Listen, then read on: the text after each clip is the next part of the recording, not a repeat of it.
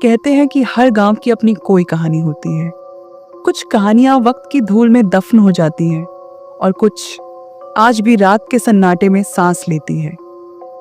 यह कहानी एक छोटे से गांव भैरवगढ़ की है, जहां दिवाली की रात पूरे आसमान में रंग बिखरे थे। हर आंगन में दिए जल रहे थे, हर चेहरे पर रोशनी थी। ढोल नगाड़ों की आवाज, मिठाइयों की खुशबू, बच्चों की हंसी, सब कुछ इतना जिंदा था कि लगा जैसे खुशियां खुद इस गांव में बसती हैं। उसी गांव में 2 साल बाद राहुल अपनी माँ से मिलने आया था। राहुल दिन भर दोस्तों के साथ हंसी मजाक, पटाखों की दौड़ में व्यस्त था। रात को सब सो गए थे, लेकिन राहुल को नींद नहीं आ रही थी। वो घर के बाहर आंगन में चारपाई पर बैठा आसमान की ओर देख रहा था। तभी राहुल को चौकीदार की लालटेन की टिमटिमाती रोशनी दिखी। चौकीदार ने आते ही कहा, राहुल बाबू, इतनी रात को घर के बाहर काहे बैठे हो? नींद नहीं आ रही काका, बस ऐसे ही टाइम पास कर रहा हूँ। चौकीदार ने थोड़ा गंभीर होकर कहा, अच्छा है, पर एक बात याद रखना बेटा, गांव के बाहर जो पीपल तिराहा है ना, रात को उसके आगे मत जाना। रात को वहाँ लोग रास्ता भटक जाते हैं। काका, अब तो जीपीएस का जमाना है, रास्ता कौन भटकेगा? जीपीएस आदमी का बनाया है बेटा, पर वो रास्ता किसी और का है।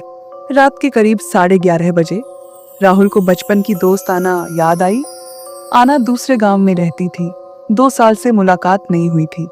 राहुल ने मन ही मन सोचा कि नींद तो वैसे भी नहीं आ रही, आना से मिलकर उसे सरप्राइज देते हैं। राहुल मोटरसाइकिल उठाई और चल पड़ा आना से मिलने। जैसे ही वो पीपल तिराहे से गुजरा, बाइक की लाइट झपकने लगी, फिर एकदम से बंद हो गई। राहुल ने छत से ब्रेक मारा और गुस्से से बोला, अबे यार, लाइट को भी इसी वक्त खराब होना था। उसने मोबाइल निकला, मोबाइल की फ्लैशलाइट ऑन की। तभी उसने देखा आगे थोड़ी दूर कोई औरत लाल साड़ी में सड़क के साइड में खड़ी थी, जैसे वो किसी का इंतजार कर रही हो। राहुल उसके पास जाकर बोला, आप इतनी रात को यहाँ क्या कर रही हो? सब ठीक है ना? औरत ने धीरे से कहा, क्या आप मुझे रायगढ़ तक छोड़ देंगे? बहुत देर हो गई है। हाँ बैठिए, वैसे भी मैं उसी तरफ जा रहा हूँ।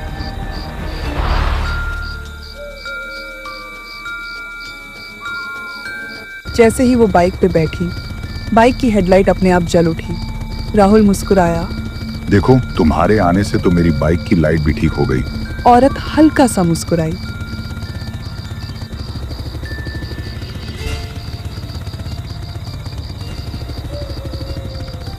कुछ देर तक दोनों चुप रहे। फिर राहुल ने पूछा, वैसे आपका नाम क्या है? मेरा नाम आना है। आप इतनी रात को अकेली क्या कर रही थी वहाँ? कभी कभी अकेलापन भी साथी बन जाता है। राहुल मुस्कुराया। आप अकेली रहती हैं क्या? रास्ते में सब अकेले होते हैं। अरे, आप तो बड़ी फिलोसोफर निकली। नहीं, बस रास्ते की बातें सुन लेती हूँ।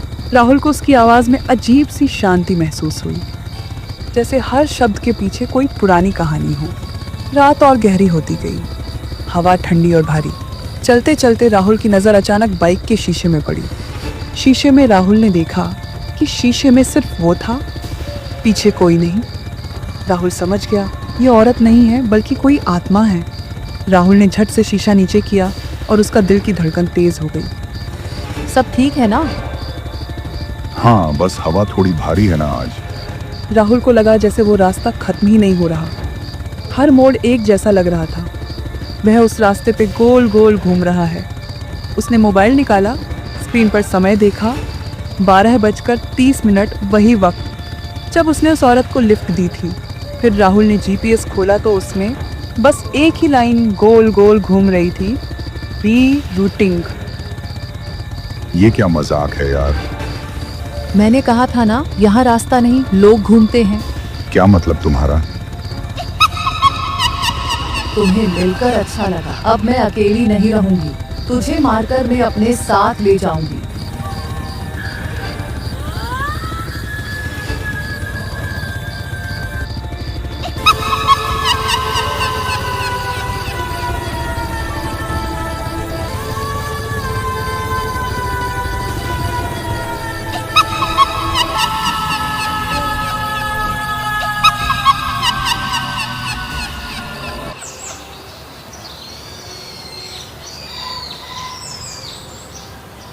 सुबह जब एक दूध वाला उसी रास्ते से गुजरा तो सड़क के किनारे एक बाइक खड़ी थी।